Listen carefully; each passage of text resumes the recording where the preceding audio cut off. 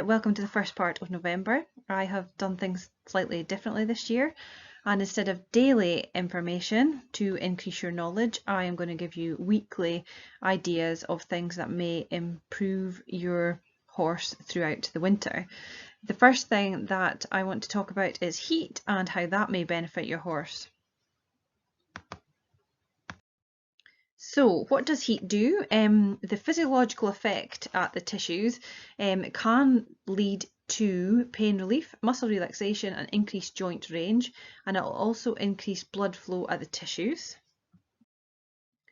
How are we going to apply it? Well, there's good pads out there that you can get on the equine market which are useful, battery operated.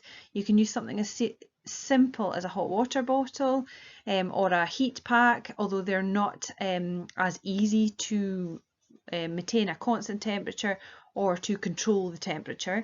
You've got other things like a solarium as well, which will have the same effect at a tissue level as the pads and packs directly applied to the skin.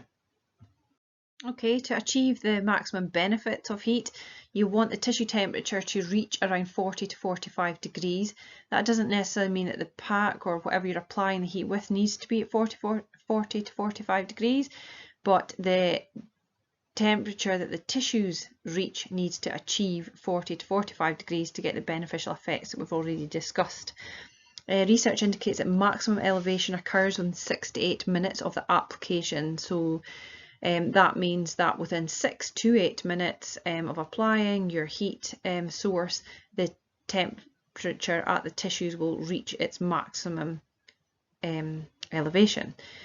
Just as a side note, if you were to apply heat over a fatty area, so if you've got a horse that's carries quite a lot of fat, say across their bottom or something like that, and you want to apply the heat there in their bottom to have an impact on the glutes muscles, which would lie there, then the depth that the heat would penetrate will be lessened depending on how much fat it has to get through before it reaches the muscles underneath, compared with a horse that isn't carrying excess fat. So fat can hinder the application of heat.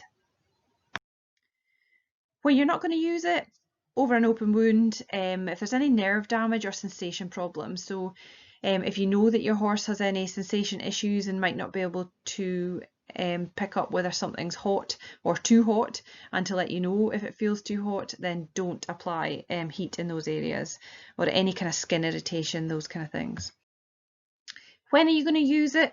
If you think you've maybe got some muscle tightness, if there's arthritic joints that your horse has, it has been shown that you can increase joint range of motion and make the joints more comfortable.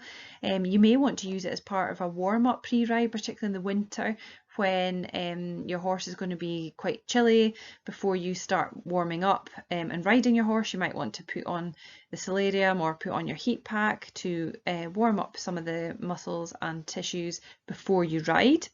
And you could just use it as part of routine management, where it would have its pain relieving effect, muscle relaxation effect, so it can be just beneficial as a wee pamper session for your horse. There you go, that is the first KnoWvember. Any questions, pop them in the comments and I'll try and answer them. And if you've got any ideas of topics that you want for the rest of November that you'd like me to cover, then also let me know. Otherwise, I do have some ideas of my own, but really think about your horse and maybe see about using some heat this winter to make your horse more comfortable.